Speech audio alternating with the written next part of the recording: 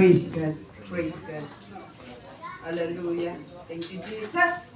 Masaya ba ang lahat, mga kapatid? Amen. Naririto tayo ngayon para mag-aral tayo ng salita ng Diyos. At naalala nyo ba, mga kapatid, yung pinag-aralan natin nung nakaraang linggo? Yung about kay Noah? Ilang tao yung nakaligtas sa barko ni Noah? 8 na tao yung nakaligtas. Bakit sila nakaligtas? Dahil sumunod sila sa kalooban ng Diyos. Sumunod sila sa utos ng Diyos. At narito tayo ngayon, mag-aaral tayo ng salita ng Diyos. Purihin ang ating Panginoon. Palagpagan ng ating Diyos na buhay. Inanyayahan ko po kayong tumayo lahat para sa salita ng Diyos. Praise God. Hallelujah. Kung kayo po may mga Bible, buksan po natin ang ating Biblia sa aklat na Ecclesiastes 7:29. Praise God. Ang sabi po dito, mga kapatid, narito, ito lamang ang aking kasumpungan na ginawang matuwid ng Diyos ang tao. Ngunit nagsihanap sila ng maraming kanta.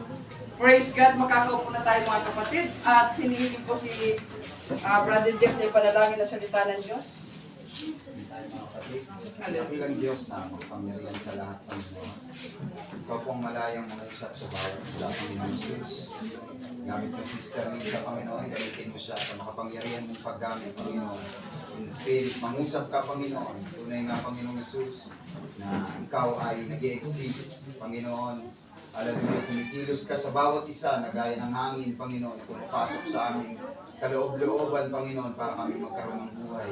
Kami naniniwala na ganun din ang iyong mensahe, papasok din sa aming mga puso at mangusap ka, Panginoon. Sa mga oras na ito, Panginoon, buksan mong aming pangunawa in spirit, Panginoon, na makakuha namin kung ano yung mensahe mo sa ikalalakas ng aming spirit, Panginoon.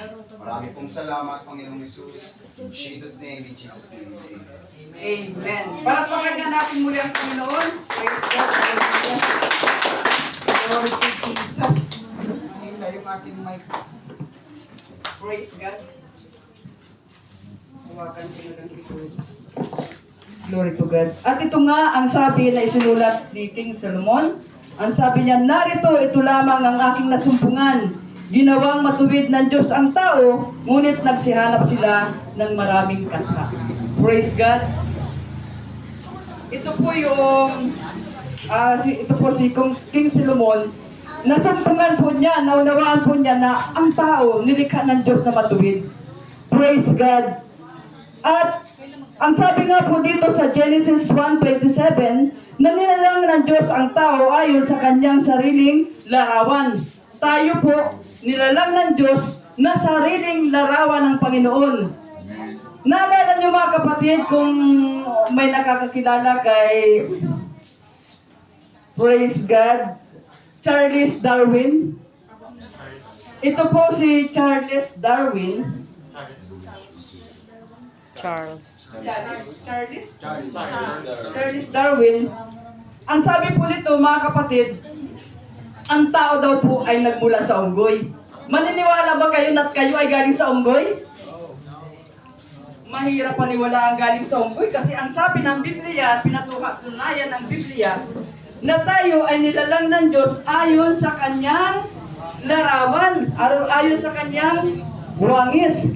Ayon sa larawan ng Diyos siya nilalang niya sila na babae at lalaki, sabi sa Genesis 1:27 at sa Genesis 2:27, at nilalang ng Panginoon Diyos ang tao sa alabok.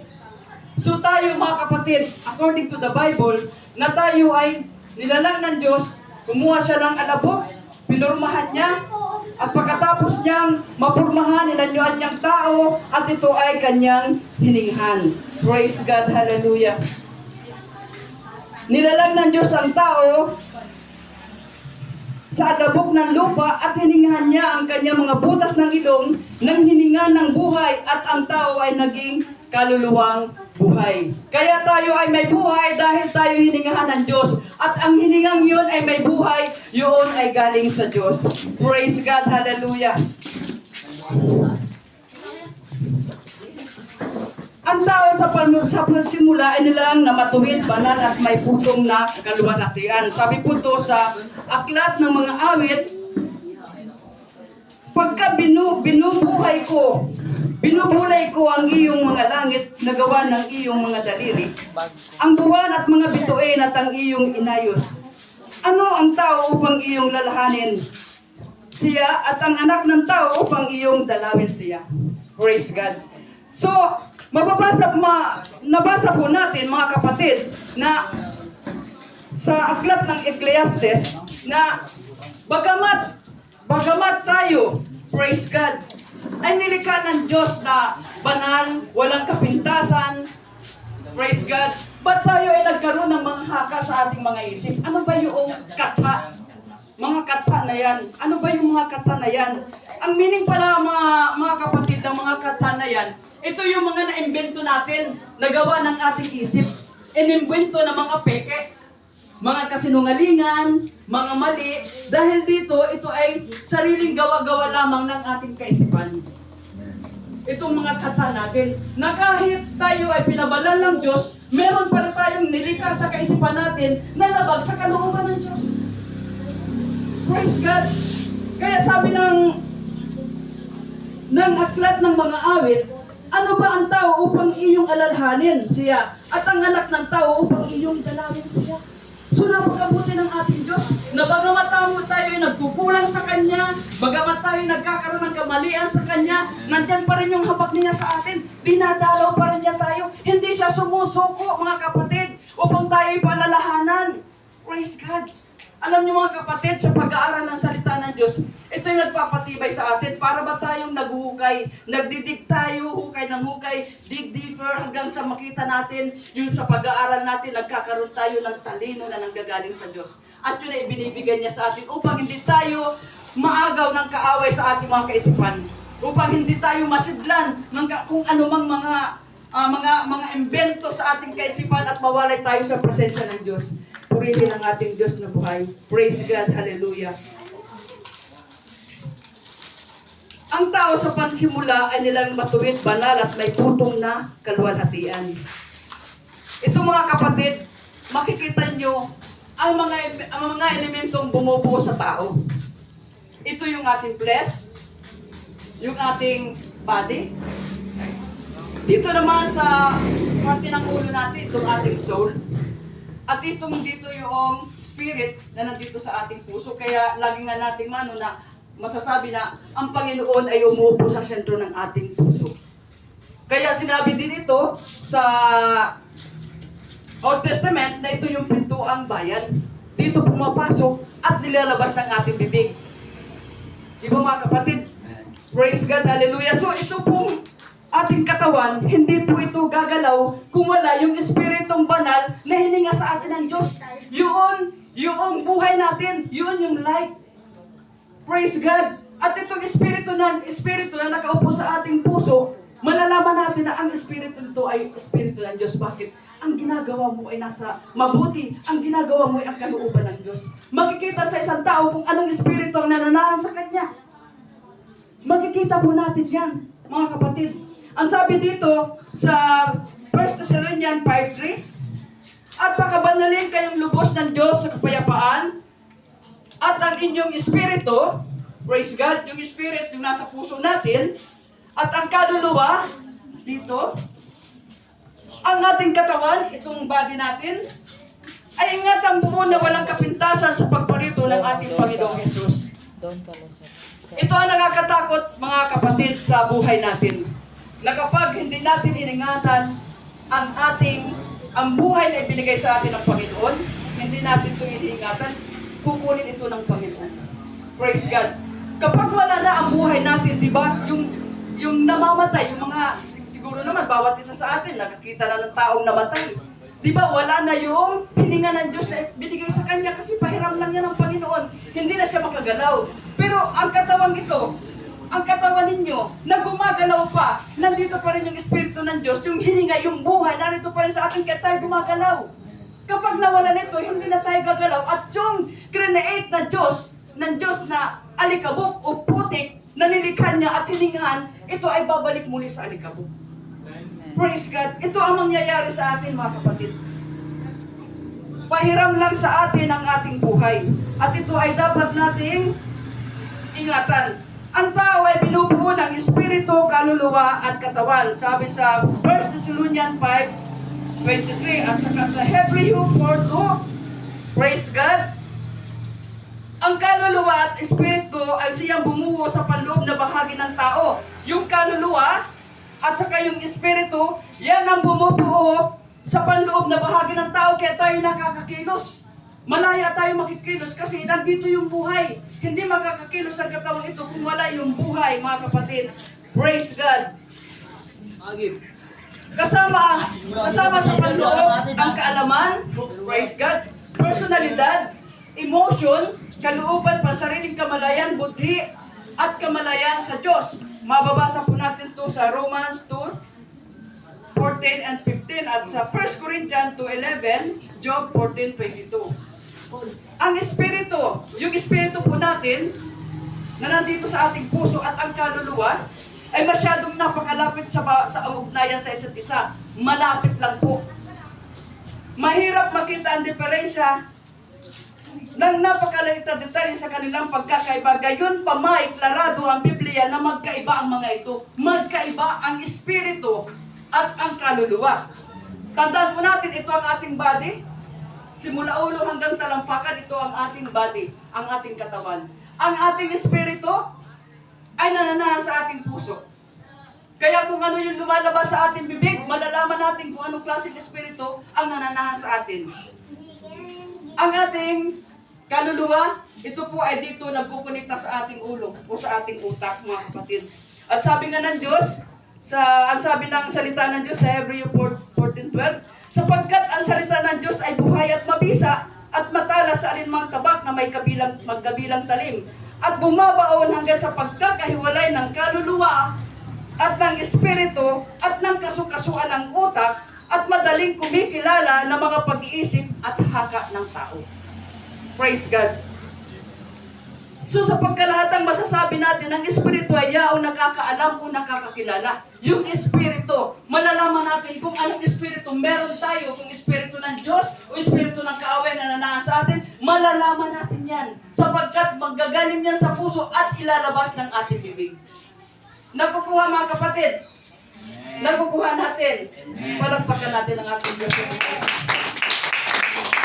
Samantalang ang kaluluwa ay yaong may pakiramdam. Yung kaluluwa natin, tandaan po natin, yung kaluluwa natin, nandun yung pakiramdam. Sabi sa Job 14:22, ngunit ang kanyang laman sa kanya ay masakit at ang kanyang kaluluwa sa loob niya ay namamanglaw. Yung kaluluwa niya namamanglaw dahil nararamdaman niya yung sakit, yung dinanas ni Job. Ang kaluluwa ay pinagkakalooban na tinatawag na 5 senses. Ang 5 senses na ito ay yung ating seeing, yung ating paningin. Nakikita niyo ba yung paningin? Hindi, dahil yun ang nakakakita. Praise God. Smelling, yung pag-amoy natin, mga kapatid. Tasting, yung ating panlasa. Hearing, ito yung ating pandinig. At yung feelings.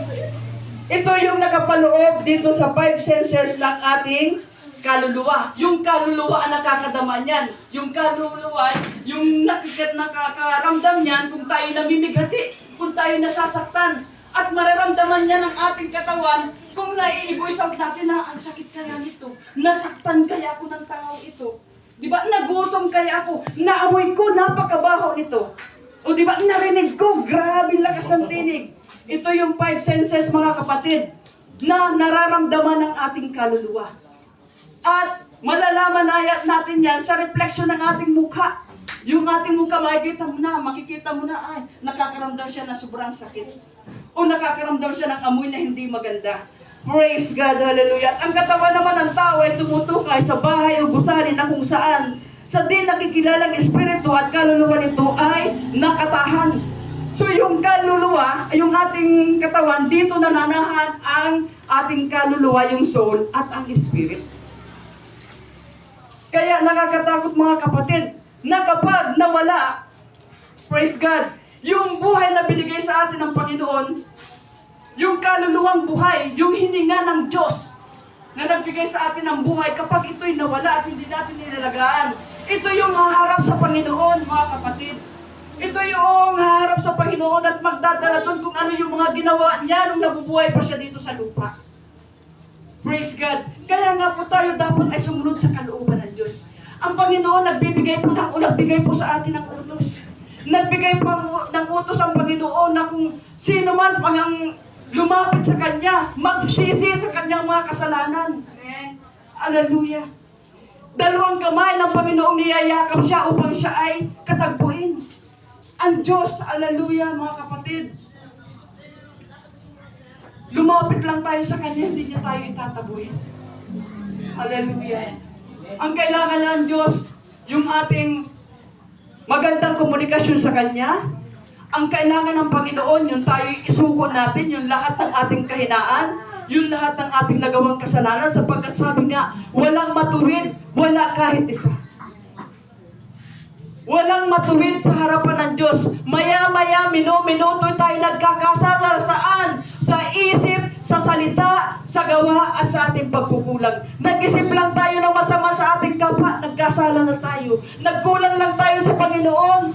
Hindi tayo nag-attend sa mga ministry na ibinigay sa atin o sa pag-invite sa atin, nagkasala na tayo sa Panginoon. Sa mga panalangin, nagkulang tayo, nagkasala ako, Panginoon, sa pagkukulang ko sa iyo. Kaya nga pag manalangin tayo, Lord, patawarin mo po ako sa lahat ng aking kahinaan. Ako'y nagkasala sa iyo sa aking isip, sa salita, sa gawa, sa pagkukulang, punuan mo ito, Panginoon. Isuko natin ang ating sarili sa Panginoon. Sundin natin ang utos, mga kapatid. Naalala niyo, mga kapatid, yung itunuro ni Brother Jeff, na kailangan tayo ay magpasakop sa Diyos, sundin natin ang ating utos. Nung nangangaral ang ating Panginoong Jesucristo, may isang Pariseo, mga kapatid, na kung saan napapakinggan niya yung mga himala na ginagawa ng ating Panginoon. Napapakinggan niya na nababalitaan niya na yung alak ay yung tubig, ginawa niyang alak. Nagpakain siya ng 5,000 tao sa pamagitan ng 2 tinapay at 2 isda at 5 tinapay. Praise God. At napalitaan din niya, mga kapatid, na ng isda, magdamag ang kaaso na Pedro, ngunit wala silang nahuli at ang sabihin ng Panginoong, ihulog niyo ang inyong lambat sa bandang kanan at sila nakahuli ng maraming isda. Narinig ng Pariseo na ito, mga kapatid, yung lahat ng himala ng Panginoong ginawa. At anong ginawa ng Pariseo ito? Buksan natin ang ating Biblia sa John chapter 3 verse 1. Praise God. Sabi sa John chapter 1 verse 1, may isang ang Pariseo na nagngangalang Nicodemo. Praise God. Ito, mga kapatid, ay isang puno ng mga Hudyo. Pag sinabing puno ka ng mga Hudyo, ikaw maaari presidente, o kaya ikaw gobernador, o kaya mayor. Ikaw may katungkulan. Praise God. At dahil sa may katungkulan siya, ayaw niyang pumunta. May issue siya eh. Ayaw niyang lumapit kay Jesus Christ sa karamihan ng mga tao. Kaya ang ginawa niya, pumunta siya sa bahay ni Jesus Christ at tinutuluyan niya. Nung gabi din yun at nagtanong siya. Ang sabi niya, Rabi, nang ibig sabihin ay guro. Sabi niya, Rabi, alam ko na ikaw isang guro na nagmula sa Diyos, sapagkat hindi mo magagawa ang mga bagay na ito kung hindi sumasa iyo ang Diyos. Amen. Anong sinabi ni Jesus Christ? Sabi niya kay Nicodemo, katotohanan sinasabi ko sa iyo. Maliban ang tao ipanganak na muli, hindi mo makikita ang kaharian ng Diyos. Amen. Praise God. Maliban daw ang tao ay ipanganak na muli, hindi niya makikita ang kaharian ng Diyos. Kung i-Englishin po natin, ito po ang sabi, Verily, verily, I say unto thee, except a man be born again, you cannot see the kingdom of God. Ibig sabihin, yung born again pala, o yung ipanganak kong muli, hindi pala yung religion. Ito po pala isang utos na sinabi mismo ng ating Panginoon Jesucristo. Kapag sinabi po, kapag ang isang salita ay dinoble, ibig sabihin, kailangan mong gawin katotohanan, sinasabi ko sa iyo, Nicodemo, maliban ang tayo ipanganak na muli, hindi mo makikita ang kaharian ng Diyos. Ito si Nicodemo, makulit siya kasi hindi niya alam. Sabi niya kay Jesus Christ, paano naman ako ipapanganak na muli? Ang laki ko nang ito, makakapasok pa bang muli ako sa tiyan ng nanay ko? Yun ang pagkakaalam na Nicodemo, pare yan. Ay, pinuno yan ng mga Hodyo. May katungkulan yan, mataas na opisyal yan. Ang sabi ni Jesus Christ sa kanya, ang sabi ni Jesus Christ, ang ipinanganak sa laman ay laman, at ang ipinanganak sa espiritu ay espiritu. Huwag kang magtaka sa mga bagay na ito sapagkat kailangan ikay ipanganak na muli. You must be born again. Kailangan ikay ipanganak muli. Hindi na natin kailangan pumasok pa sa napupunan ng ating nanay para tayo ipanganak na muli. At tinugon ulit siya ni Jesus Christ sa John 3:5 na sabi niya, Nicodemo, katotohanan sinasabi ko sa iyo, maliban ang tayo panganak sa tubig at sa Espiritu, hindi siya makakapasok sa kaharian ng Diyos. Ngayon mga kapatid, sinasabi ko sa inyo, maliban ang tao ay hindi ipanganak sa tubig at sa Espiritu, hindi tayo makakapasok sa kaharian ng Diyos. Ito ay isang utos na kung saan dapat nating sundin. Kung maalala natin mga kapatid na yung pagtuturo ni Brother Jeff nung nakaraan, halos karugtong lang to Di ba? Yung arko ni Noah ay isang anino na kung saan bautismo yan mga kapatid. At ganito din ang sinabi ni Jesus Christ na kailangan tayo ipanganak na muli. Tandaan po natin dito sa ating pag-aaral, itong ating katawan, ito ay mawawala, babalik sa lupa. Yung hininga na ibinigay sa atin ng Panginoon, yung buhay, ito yung kaluluwa na haharap sa Diyos. Yung ating spirit, yan ang kukunin ng Panginoon sapagkat yan ay galing sa Kanya. Ngayon, paano mananahan sa atin ang Espiritu ng Diyos kung hindi natin tatanggapin ang ating Panginoon? Kailangan natin tanggapin ang ating Panginoon upang malasya siya makakilos sa ating buhay, mga kapatid. Hallelujah. Hallelujah. Kaya mga kapatid, ang utos na ito mga kapatid ay dapat sundin ng bawat isa. Sabi nga mga kapatid sa Mark 16:16, ang sumampalataya, praise God, sumasampalataya ba kayo na ang Diyos ay ang nag-iisang Diyos? Na bumaba dito sa lupa upang iligtas tayo? Yes. Praise God, hallelujah. Ang sabi dito, ang sumampalataya at mabautismuhan ay maliligtas. Ngunit ang hindi sumampalataya ay parurusahan. Dalawa lang po ang patutunguhan natin mga kapatid. Hindi ko napakahabaan ang mensahe ito sapagkat medyo late na tayo ng dating. Ito lang ang pinararating ng Panginoon. Dapat nating sundin ang kalooban ng Diyos. Dapat tayong tumugon sa panawagan ng Diyos. Ito, yung bagay na kung saan tayo ang magbibenefits, kung saan may dalawang patutunguhan ng tao. Dalawa ang patutunguhan ng tao.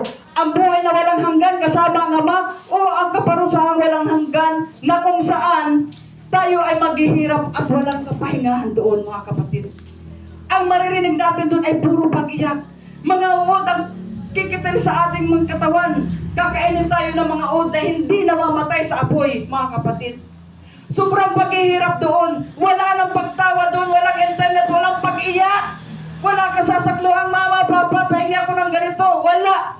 Puro paghihirap at walang sasaklulo sa iyo doon. Lahat ng kaparusahan ay nandun.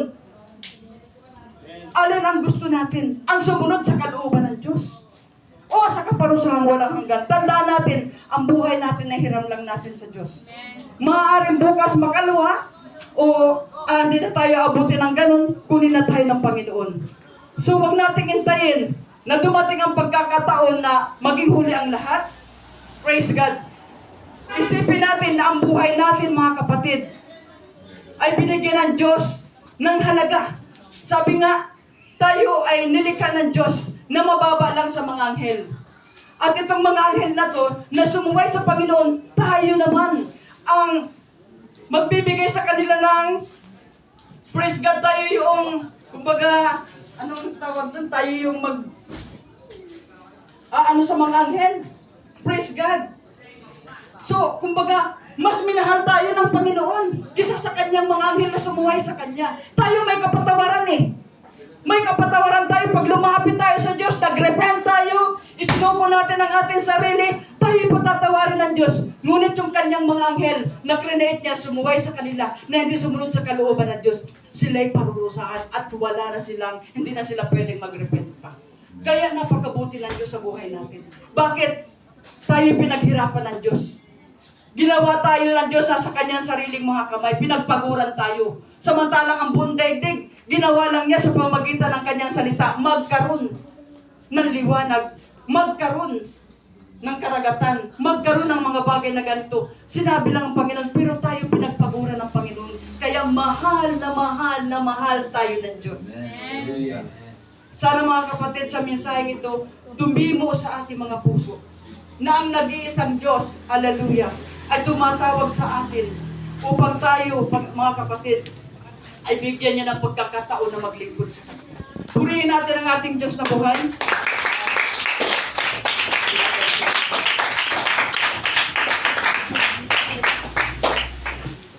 So, praise God mga kapatid. Salamat sa Panginoon. No?